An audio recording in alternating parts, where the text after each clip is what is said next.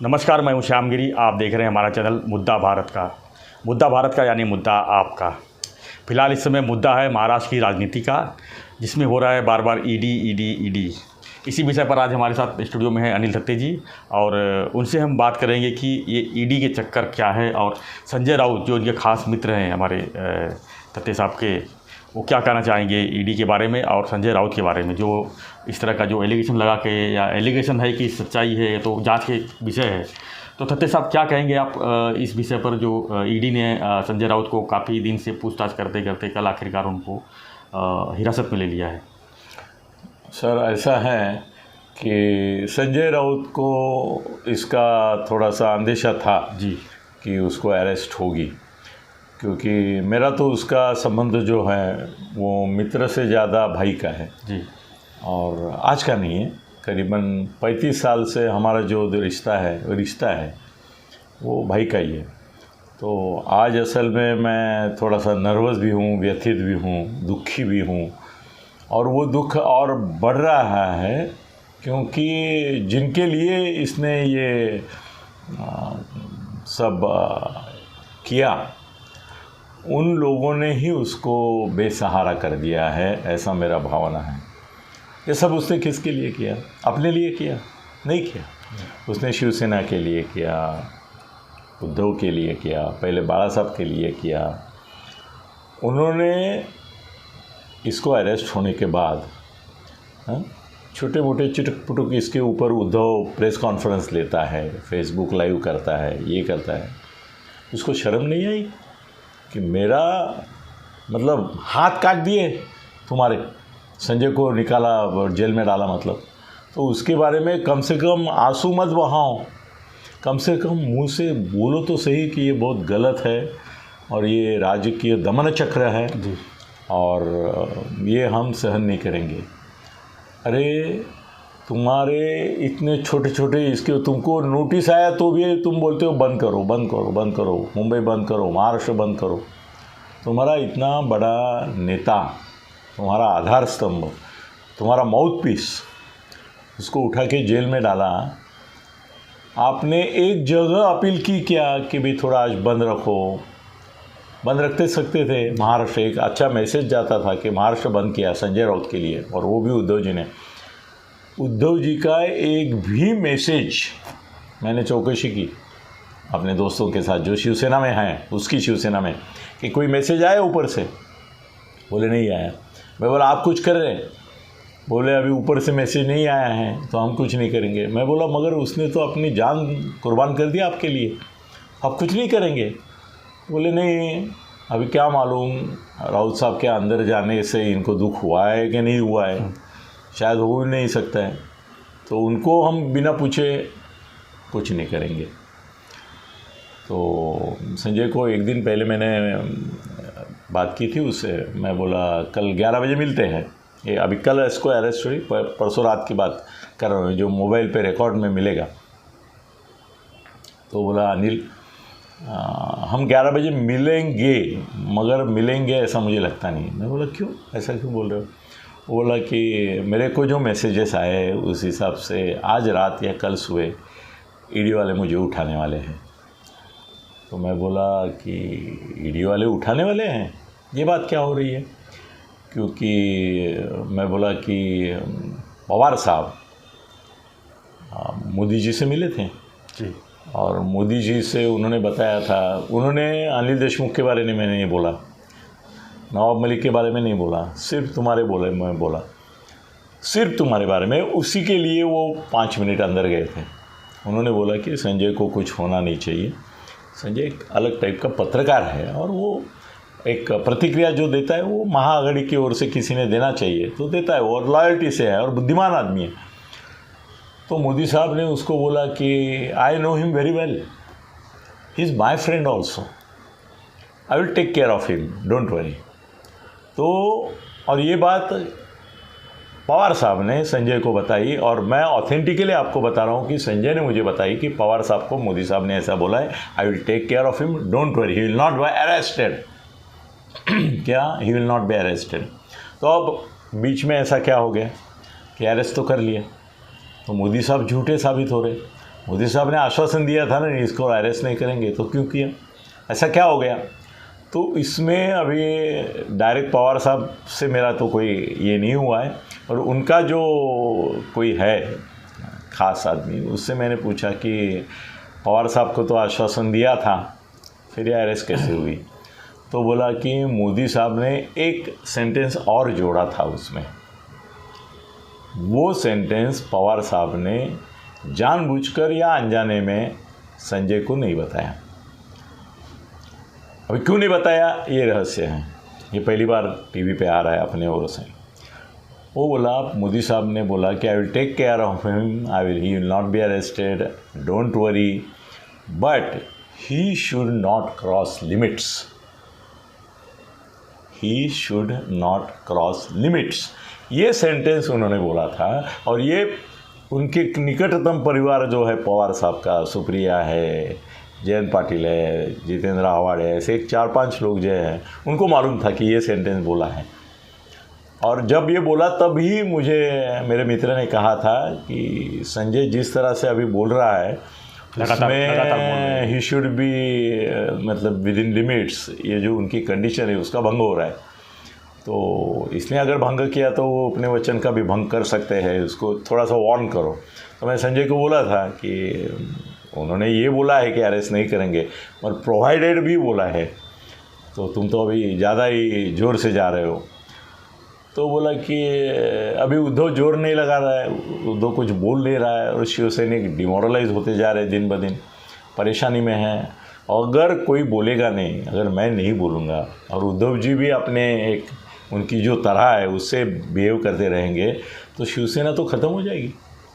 कोई तो ऐसा एक मॉरल्स स्टांस लेके खड़ा रहना चाहिए कि है शिवसेना मरी नहीं है, शिवसेना कोई मार नहीं सकता, शिवसेना जिंदा है, ये बताने के लिए। और ये तो कुछ बोलेंगे नहीं, वो तो ऐसा देख रहे कि भाई संजय मरे, ये मरे, वो मरे, अनिल परब जाए, सब जाए, मैं बचा रहा हूँ। तो उसमें वो बुराई नहीं लेना चाहते, तो मुझे लेनी पड़ेगी करके मैं बोल रहा हूँ। वो बोला मेरा क्या जाता है। उसने मुझे जो बोला वो भी आज पहली बार शायद किसी टीवी पे आ रहा है। उसने बोला कि एकनाथ शिंदे से मेरे कितने भावपूर्ण संबंध है, कितना दोस्ताना है, ये बेहतर तुमसे कोई नहीं जानता, क्योंकि तुम एकनाथ के भी दोस्त हो, मेरे भी दोस्त हो, और हम दोनों मिलके एकनाथ के साथ जब बैठे तब एकनाथ का और मेरा जो एक दूसरे के प्रति प्यार और एक अपनापन था वो तुमने देखा है। उधर किधर गया था ना, आसाम में, वहाँ से भी उसका संजय से कांटेक्ट था, गुवाहाटी से भी संजय राउत से कांटेक्ट था। किसका? एकनाथ शिंदे का। इसको पल पल की खबर थी एकनाथ शिंदे का, क्या हो रहा है, क्या नहीं हो रहा है, क्या होने वाला है। हाँ, और सबसे बड़ी बात बताता हूँ, शायद मैंने आपके पास ही बताई कि नहीं मुझे मालूम नहीं, मगर संजय ने एकनाथ जी को बोला, अभी मुख्यमंत्री है, उनका एक सम्मान है, तो एकनाथ जी को बोला कि देख, मेरे को नहीं लगता कि बीजेपी वाले तुमको चीफ मिनिस्टर बनाएंगे, तो तुमको डिप्टी चीफ मिनिस्टर बनाएंगे। ये कब की बात है? गुवाहाटी की बात है। मतलब फडणवीस को भी मालूम नहीं था, एकनाथ को मालूम था, अमित शाह ने उसको बताया था कि मुख्यमंत्री आप बनेंगे और किसी को बोलो मत। मगर संजय का और उसका रिलेशन ऐसा है, देखो ये भी बड़ी बात है। अभी कई आज गौप्यस्फोट में करने जा रहा हूँ, कोई जो अभी तक कभी नहीं आए और आएंगे भी नहीं, किसी को मालूम नहीं, तो क्या करेंगे। तो एकनाथ ने संजय को गुवाहाटी से पूछा कि राऊत साहेब, वो उसको राऊत साहेब बोलता है, जर मला मुख्यमंत्री केलं तर। तो संजय ने, मैं ऑन रिकॉर्ड बोल रहा हूँ, ये सब वीडियो में आ रहा है, मुझे मालूम है, फिर भी मैं बोल रहा हूँ, इसका मतलब उसका जिम्मा मैं ले रहा हूँ जी। तो संजय ने उसको बताया कि अगर तुमको मुख्यमंत्री बनाया तो मैं यहाँ से स्पेशल फ़्लाइट करके सुनील राउत, जो उसका भाई है और एमएलए है, उसको तुम्हारे पास भेज दूँगा ओपनली। मगर तुमको मुख्यमंत्री, एक शिवसैनिक यहाँ नहीं वहाँ से भी बनता है तो मुझे खुशी है, मैं भेज देता हूँ भाई। अरे छोटी बात है, ये गौप्यस्फोट छोटा है क्या कि संजय ने ये बोला कि मेरे भाई को भेज देता हूँ आपके पास अगर आप मुख्यमंत्री बन रहे। एकनाथ शिंदे ने मुझे पूछा मुख्यमंत्री बनने के बाद, जब मैं उनसे मिला तो भेजे क्यों नहीं? अब तो मुख्यमंत्री बन गए। यही सवाल एकनाथ जी ने मुझे संजय राउत को पूछने के लिए बोला। वो बोले संजय जी ने तो मुझे बोला था कि मैं भाई को भेजता हूँ, सिर्फ आप मुख्यमंत्री अगर बन रहे तो भेजा क्यों नहीं? आप पूछो संजय जी को, आपके मित्र है, कि अगर आप उसको भी भेजने वाले तो और कम से कम बोले मेरे इसमें आप निषेधात्मक भूमिका नहीं ले सकते, क्योंकि मेरे मन में जो असंतोष था वो असंतोष सिर्फ मेरे मन में नहीं था, आप जानते थे कितने लोगों के मन में है। और एक बात ऐसी है कि जो आपके यहाँ मैंने जो बोला कि संजय राउत भी शिवसेना छोड़ सकते हैं ऐसी हालात में, तो भाऊ तोरसेकर ने उसके ऊपर वीडियो बनाया कि मुद्दा भारत का में अनिल थत्ते ने इंटरव्यू दिया है, उसमें उसने सीधा बताया कि राउत भी उसको छोड़ सकता है। ये धमकी है, मगर ये धमकी देने की नौबत संजय पे लाई किसने? उद्धव ने लाई, उद्धव जी ने लाई। तो अभी भी ऐसा है कि ये बलि हो गया। और मैं आपके यहीं पे एक मेरे ख्याल से वीडियो था, बलि का बकरा बनेगा संजय राउत है जी। वो बलि का बकरा बनेगा जो मैंने बोला था वो हो गया। एक तो पवार साहब ने अभी तक कुछ नहीं बोला, अभी बोलेंगे मालूम नहीं मुझे, उद्धव ने तो बोला नहीं। इससे बड़ी बात है कि आज गोप्यस्फोट कर देता हूँ, मराठी में नहीं करता हूँ इतने गोप्यस्फोट में, आप मालूम नहीं मुझे आप मेरे से कैसे उगलवा लेते हैं ये। संजय राउत ने एक दिन शिवसेना भवन में प्रेस कॉन्फ्रेंस ली, शिवसेना भवन में प्रेस कॉन्फ्रेंस ली और बोला कि शिवसेना के हज़ारों कार्यकर्ता जमा होंगे और हम निषेध करेंगे जी। तो पर्टिकुलरली संजय का एक गुस्सा था कि भाई ये ईडी बीडी है वो सब जो चल रहा है और उद्धव को भी परेशान करने के, फैमिली को परेशान करने का चल रहा है, तो उसका निषेध तगड़ा होना चाहिए। तो उसने बोला कि शिवसैनिक भी आएंगे। अब विपर्यास देखो क्या दुनिया है सर, दिखती क्या है, होता क्या है।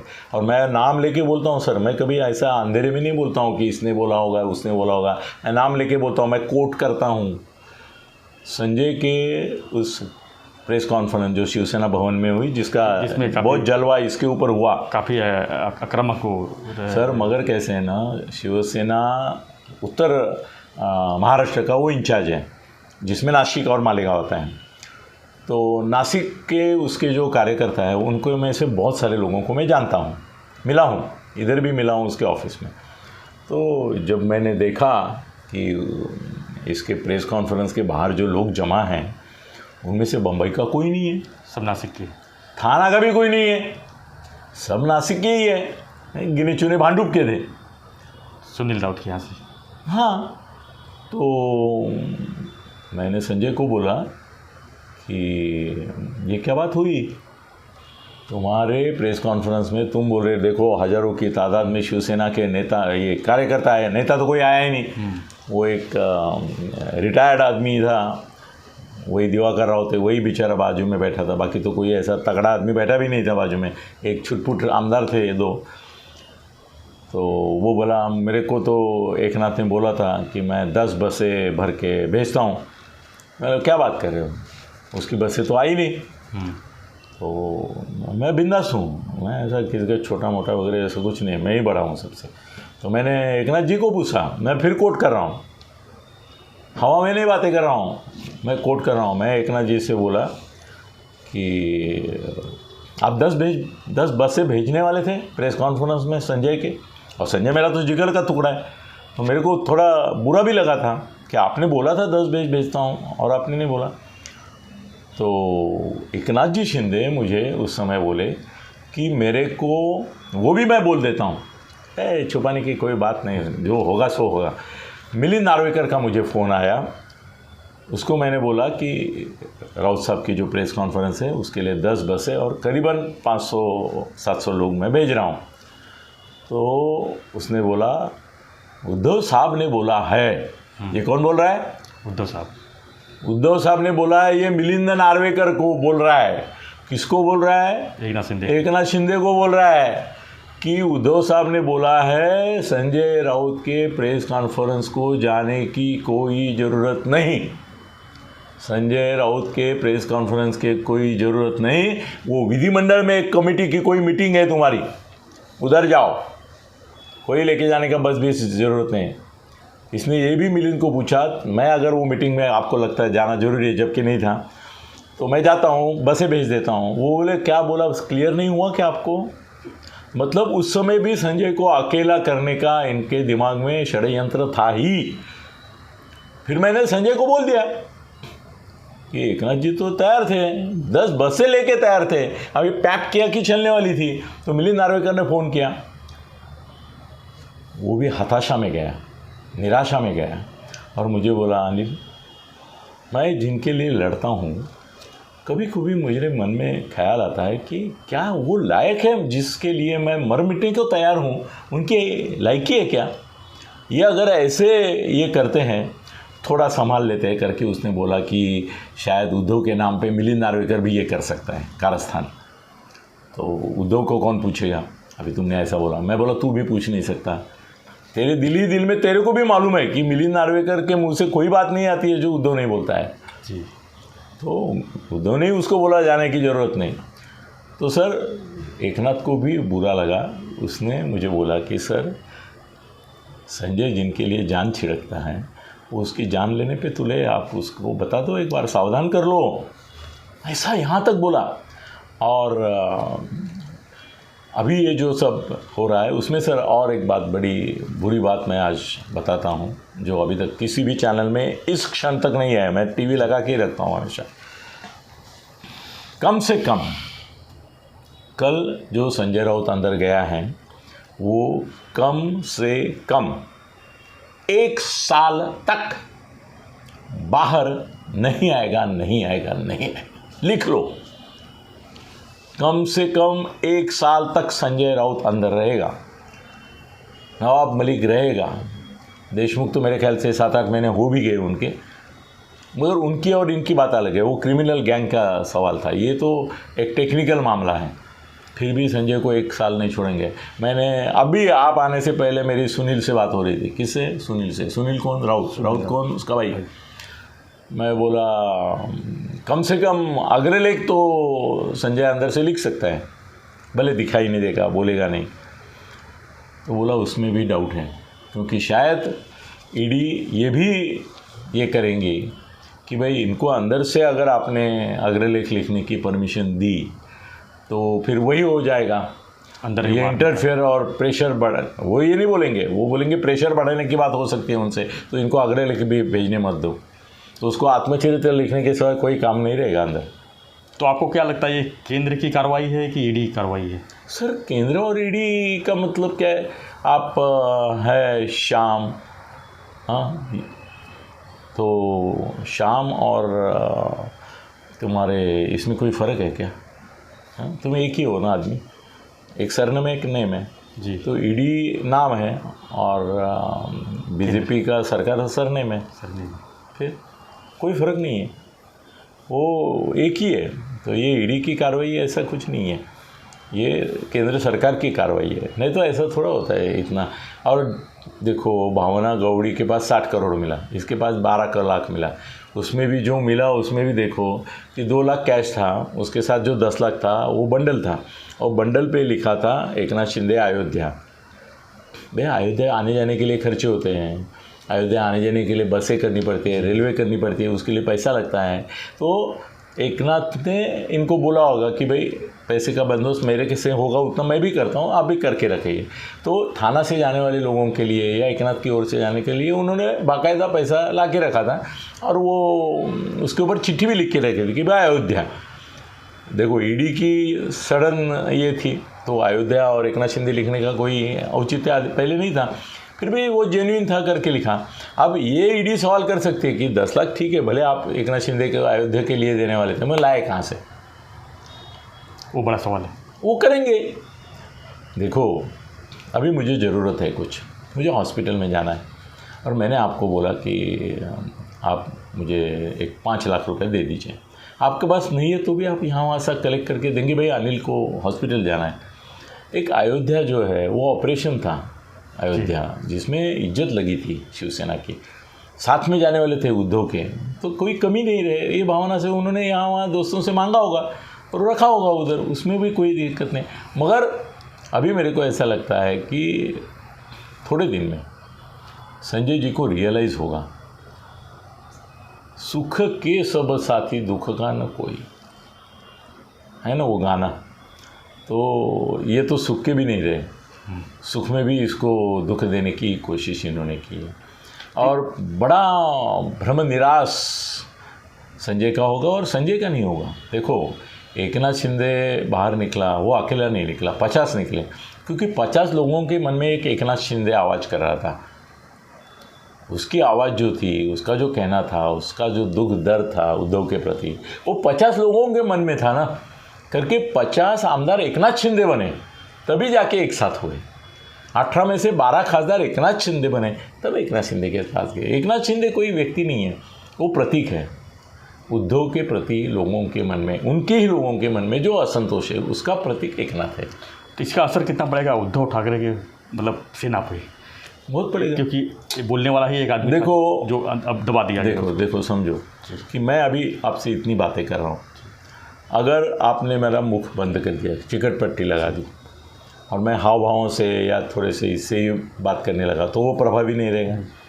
आज जान पर खेल कर, जी जान मेहनत करके, और सबसे बुराई ली उसने, सबसे बुराई ली एकनाथ ने, अपने संजय ने अपने लिए, खुद के लिए ली क्या? नहीं, उसने उद्धव के लिए ली, उसने शिवसेना के लिए ली।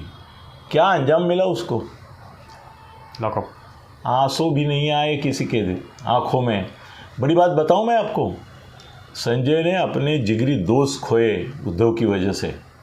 मैं, अनिल थत्ते, आशीष शेलार, बीजेपी का बड़ा नेता, संजय, हम कितनी बार एक साथ खाना खाए हैं, सीधा बोल देता हूँ।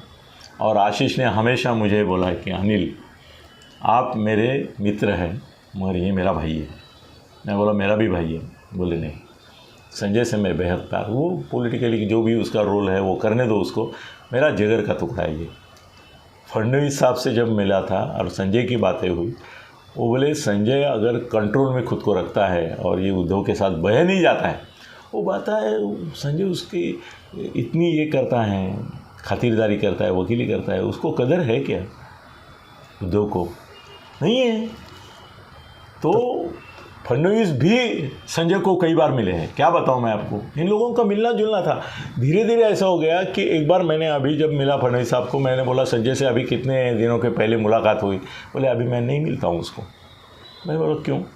बोले दोस्ती अपनी जगह है, मगर जो भूमिका लेके जिस तरह से वो बातें कर रहे हैं मेरे को पसंद नहीं है। मेरा दोस्त भी अगर बिगड़ गया तो मैं नहीं उसके साथ रह सकता हूँ। तो सब एक सवाल सबके साथ दूर हो गया। एक सवाल पूछता हूँ मैं कि आपसे संजय से इतना घनिष्ठ प्रेम और काफ़ी बातें होती हैं, तो क्या कभी इस केस के बारे में भी कुछ बात हुई थी? पथरावाला चाल जो काफ़ी हाँ हुई थी। क्या रोल है, क्या नहीं? वो बोला, इसमें सीधी बात ऐसी है कि प्रवीण राउत जो उसका डेवलपर था, वो जो स्कीम थी ना ये सारे, उसका डेवलपर कौन था? प्रवीण। वो बोला मुझे गांव में ज़मीन लेनी थी, अब मेरे पास पैसा नहीं था, तो अभी जैसे मैंने आपको बोला कि मेरे को पैसे की ज़रूरत है तो मैं बिल्कुल आपसे मांगूंगा। अभी आपने पैसा कहाँ से लाया मुझे क्या मालूम? मैंने आपको 5 लाख मांगे, आप बोले अनिल जी कल तक व्यवहार करता हूँ। बाकायदा आप चेक से मुझे पैसे दिए हैं और बाकायदा मैंने आपको रिटर्न में दिया है कि मैं ये पैसा आपको जब मेरे को जमेगा वापिस करूँगा, तो व्यवहार हो गया। अब आपने कहाँ से लाया है ये क्या मालूम है? अभी ये तुम्हारे बड़े बड़े नेता कोई पब्लिक रैली निकालते हैं, उसमें झोली में पैसा लेते हैं, वो क्या पूछते तूने किस से लाया, अच्छे काम से लाया कि नहीं, बुरे काम से लाया कि नहीं? या डोनेशन आती है अलग अलग संस्थाओं को, वो क्या हर बार पूछते हैं तुमने कहाँ से लाया? तो प्रवीण राउत तो उसका रिलेटिव्स है, तो उसने उससे पैसा दिया, वो इसने लिया। सर ये पैसा अगर ब्लैक का होता तो उसकी राज्यसभा का जो एफिडेविट प्रॉपर्टी का इसके साथ करना पड़ता है, उसमें वो जिक्र करता क्या नहीं करता था ना। उसने लिखा है की प्रवीण राऊत यांच्याकडून 15 लाख रुपये घेतले आणि प्रत्येक याच्यामध्ये हर एक 5-5 साल के बाद उसने लिखा है कि वो पैसा मैंने अभी तक वापस नहीं किया है और मैं जब भी करूँगा इसका उल्लेख इसमें आ जाएगा। मतलब क्लियर कट है ना, उसने ही बताया सबको कि मैंने 15 लाख इसे लिया है। अब उसने 15 लाख रुपए फ्रॉड करके लाया, ऐसा ईडी का कहना है। संजय को क्या मालूम ये 15 लाख फ्रॉड करके लाया है या सीधे तरीके से लाया है, नहीं मालूम होता है ना। और उनकी कोई ज़रूरत नहीं, उसको ज़मीन लेनी थी गांव में, उसका एक सपना था कि भाई छोटी सी ज़मीन, कुछ गुंठे ज़मीन है, 18 गुंठा सर, उससे तो अपने घर बड़े हैं, इतना छोटा ज़मीन है वो। तो उसमें ऐसा हो गया कि उसकी सज्जनता थी कि उसने खुलेआम लिख दिया उसमें, वही मुद्दा पकड़ के प्रवीण राउत को तो अरेस्ट है, तो अभी वो बोले कि इसका पैसा आपने लिया, ऐसा लिंक उन्होंने जोड़ के इसको भी आज उसमें, और उसको क्या पॉलिटिकल विंडिक्टा नहीं है ऐसा दिखाने के लिए उनको ऐसे किसी स्कैम में फंसाना था, करके फंसाया, इसको मालूम था। और पथरावाला चाल का इतिहास जो है ना, उसमें बहुत बड़े बड़े लोग हैं, जैसे थाना में परमार बिल्डर ने जो खुदकुशी की, उसमें बहुत सारे बड़े लोग थे, वो तो कैसे कैसे मैनेज करके खुद को बचाए गए, आप जानते हैं, मैं जानता हूँ, दुनिया जानती है, थाना जानता है। अगर उनके नाम आते तो हड़कंप मच जाता, ऐसे बड़े बड़े लोग उसमें इन्वॉल्व थे, बच गए। अभी इसने बोला कि मैंने 15 लाख लिया है, तो इसको उसी ट्रैक पे फंसा दिया। संजय बलि का बकरा बनाया है और उद्धव को कोई लेना देना नहीं है। अभी संजय को अंदर बैठ के सोचना पड़ेगा कि भाई मेरे लिए, मेरे अंदर जाने के बाद उन्होंने क्या किया, पवार साहब ने क्या किया, महाराष्ट्र में शिवसेना में उसकी किस तरह से रिएक्शन दी शिवसैनिकों ने, मैं जिनके लिए कुर्बान हो गया, वो कम से कम आंसू तो बहाया है कि नहीं बहाया है, ये सब देखना पड़ेगा उसको। और मेरे को लगता है कि अगर 1 या 1.5 साल उसको अंदर रहना पड़ा सर, उसकी करियर ख़त्म नहीं होगी। अगर शिवसेना बची रहे तो ये शिवसेना का सबसे बड़ा नेता होके उभरेगा। मगर मेरे को संशय, शंका ये है कि इसके बाहर आने तक क्या उद्धव जी शिवसेना बचा सकेंगे। धन्यवाद तती जी। तो ये तती साहब का साफ साफ कहना है कि संजय राउत को पूरी तरह से फंसाया गया है और अब उनको अकेला छोड़ दिया गया है। इसमें उद्धव जी की सेना जो है पूरी तरह से जो है उद्धव जी का ही हाथ है, उद्धव जी क्या करेंगे। तत्ते साहब कहना है कि इसको फंसाने में उद्धव जी का हाथ है, और फंसाने में नहीं है, फंस गए तो फंसने दो, ऐसा किया। तो आपको हमारा वीडियो कैसा लगा हमें ज़रूर कमेंट बॉक्स में लिखिए, और वीडियो पसंद आए तो लाइक शेयर और सब्सक्राइब करना ना भूलें। धन्यवाद।